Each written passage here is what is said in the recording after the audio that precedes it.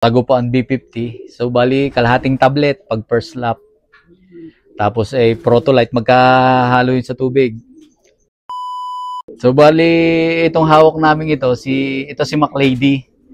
Yung solo MacArthur Clacker namin ng 2017 South Derby Race. Ito mga kalapatid. So, ano nga bloodline nito, sir? Ni MacArthur nyo? So, bali, ang nakapasok dito, 3 dugo. Bali, 50% ng Babkini. Tapos 25% Ganus, 25% Ben Mayberg. Ayos, ito mga kalapatid. So, tingnan nyo nangyari. Ano yung nasa puwitan niya, sir? So, bali, ito si McLady namin. Kasi nga, laging gahasa sa amin lagi pag tuwing breeding season.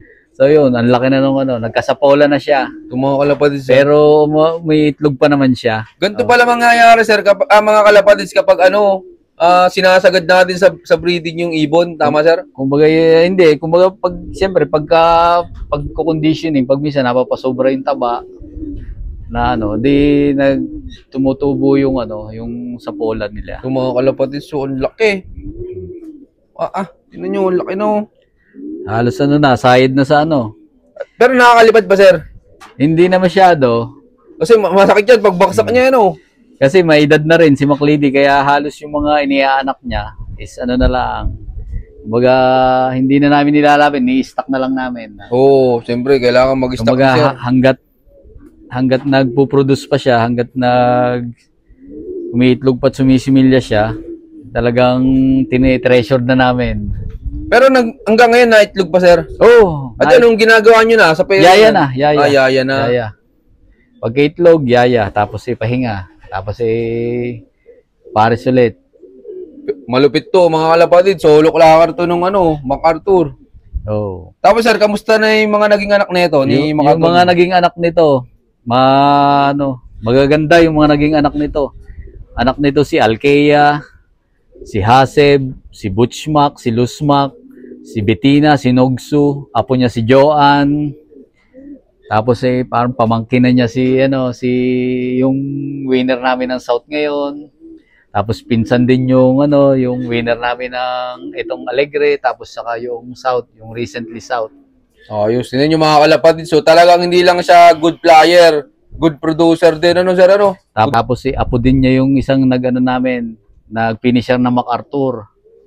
Yung anak ni Alkea. So mga kalapatid, so hindi nito. Sana humaba pa buhay mo. Maglabas ka pa ng marami para makuha na ni Tarawal. Sir, baka may magtanong na viewers natin kapag nakapagpapisa ka dyan, baka may mag-request na Basta't may sobra. Basta't may sobra, wala mong problema. Yun. Pero panigurado, may stock ka na anak na, sir madami na, mga inbreeds, Kaya kompleto mga kalapatid sa may mga gusto ng inbreed. Yung mga 5 times inbreed, tayo nito. Yan, PM lang kay Sir Roald. Kasi kinukunan namin ng purong siya. Kasi nga, naedad na, 2017 pa. So, mga kalapatid, so. PM lang kay Sir Roald, mga kalapatid. So, ito namang hawak ko ngayon. So, bali, ito naman yung nanay nung nag-36 overall namin ng Alegre. So, mga kalapatid. Alegre 1 Loop Race, Season 1. Ano ang bloodline nito, sir? Bali, yung nanay nito ay si Alkea. Tapos yung ama ay yung kay paring Joven Gutierrez, di makulangan ng Santo Tomas. Yung ibon na yan, sir, may lipad? Wala, stock lang to. Stock. Breed for stock pala talaga to mga kalapatid. Stock lang to. Bali, na din to. Apo na din ni to. Apo din ni McLady to. Ito mga kalapatid, so. Tapos, sir, yung kamatch na nandyan pa rin. Oo. Ito yung niya. Ito mga kalapatid, so. Yan yung pair niya. Ito. Yung kak yun, yung Babkini, yung kak. Yan yung magulang noong Alegre. Tapos sila din yung magulang nung nag-lap winner namin ng itong nakaraang North ng Solano. So talagang may tulin na pang matibay pang bloodline ng Solano. Yun ang magulang. Pero sir, kapag North, anong buwan ka nag-breed? December. December talaga. December. Pagka yung kita namin maganda na yung kondisyon, yung namumulbos-mulbos na, puti na yung ilong, yun yung time na sinasalang na namin sila. Basta ang December, salpaka na. December, salpaka na yun. Tapos ang South naman namin, February. February 14, araw ng mga puso. Oh, tinatapat nyo talaga, sir. Tinatapat namin Simulat sa pool yun. Oo, iniano namin sa ano. Kumbaga parang ano din namin sa mga ibon. Kumbaga yung tao, kumbaga pa nagde-date, nag-ano. So, yun din yung ano na pinagpapares-pares na yung pang-south namin. Yun ang natripan yung araw. February 14. Paano kung hindi kayo available? Kunyari, may nawala kayo. Hindi, basta laging ano yun. Sakto yun. Automatic na yun. Pag tuwing February 14, sinasalang ko na yung mga ano namin. Maraming salamat po, Sir Roald. Tapos, sir, ikaw pala, kapag malapit na po yung derby, paano mo ihanda yung mga warriors mo? So, kami naman, sa simula pa lamang, una, binabatak na namin sa lipad yung mga ibon. Kumbaga, hindi na kami nagpo-force fly. Hindi na namin binubugaw yung mga ano. Kasi parang, sabi nga nung iba, parang nawawala yung yung comfortability ng mga ibon. Pag nasa loob. Pagka yung binubugaw mo sila, yung pagka yung inaano mo sila, parang itinataboy mo sila, sabi nung iba. Parang, kumbaga, hayaan mo silang yung lumipad ng kusa. Yung comfort sila. Para umuwi din sila ng maganda.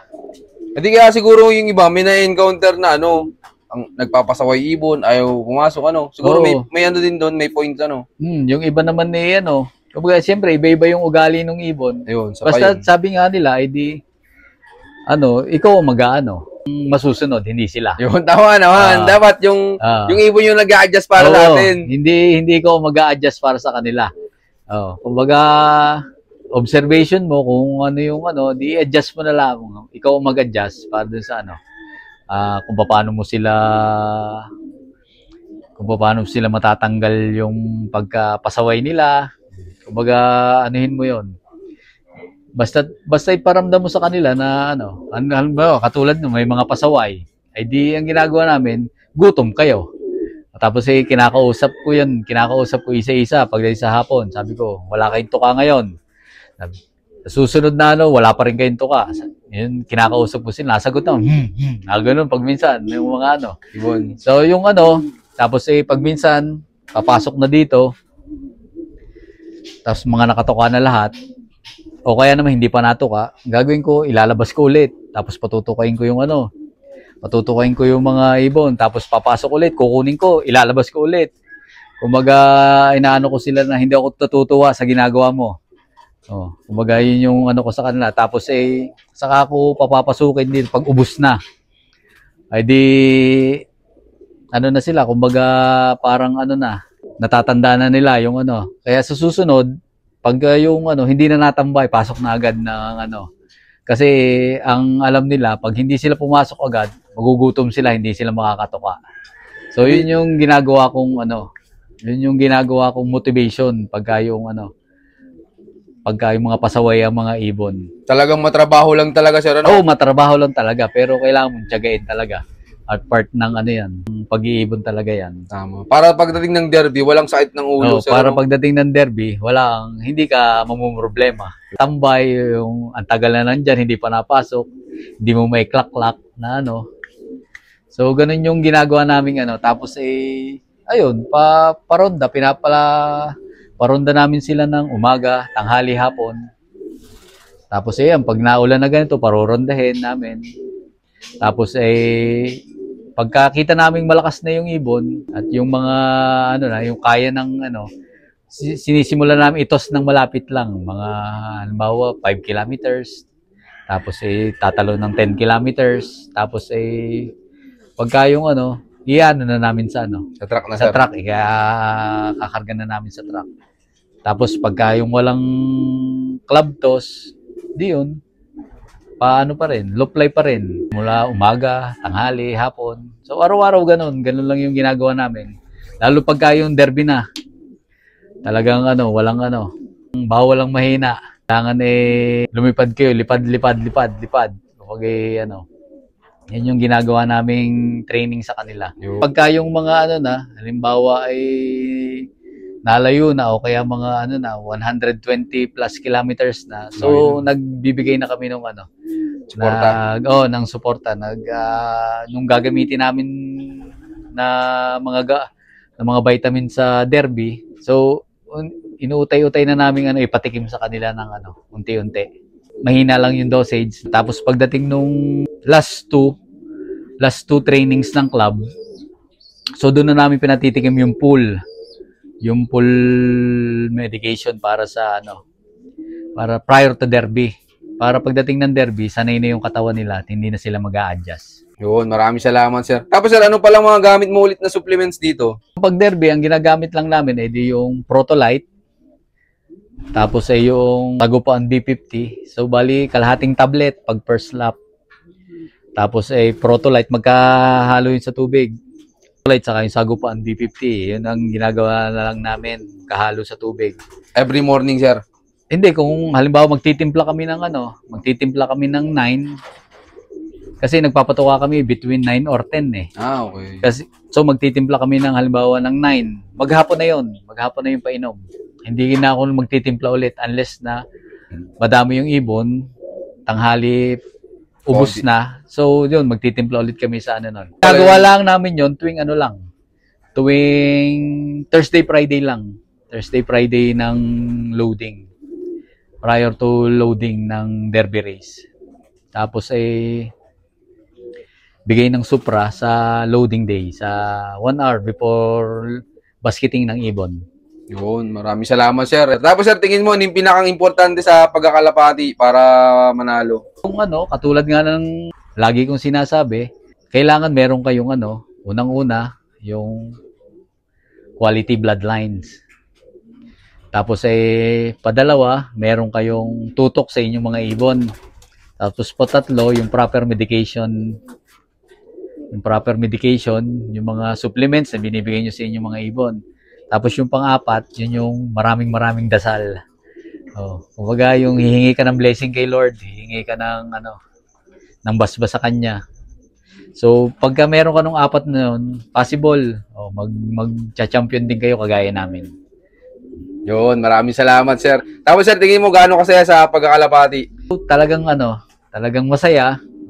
Masaya sa pag-iibon. Kumbaga, dito sa pag-iibon, marami ka nakakailangan ng mga bagong kaibigan, mga tropa, mga nakakatuwa. Nakakatuwa. Kumbaga, yung mga buhay-buhay ng mga na i-share sa iyo. Kumbaga, yung kwentuhan, yung mga kumbaga, yung inyong pagsama-sama, yung pagka during loading day, yung magkikwentuhan kayo na kayong kumbaga kahit magkakalaban yung ibon nyo, pero kayo magkakaibigan kayong lahat na Kumbaga yun ang masaya pagka yung sa pag-iibon eh. Kumbaga ibon-ibon lang yung naglalaban, hindi yung tao.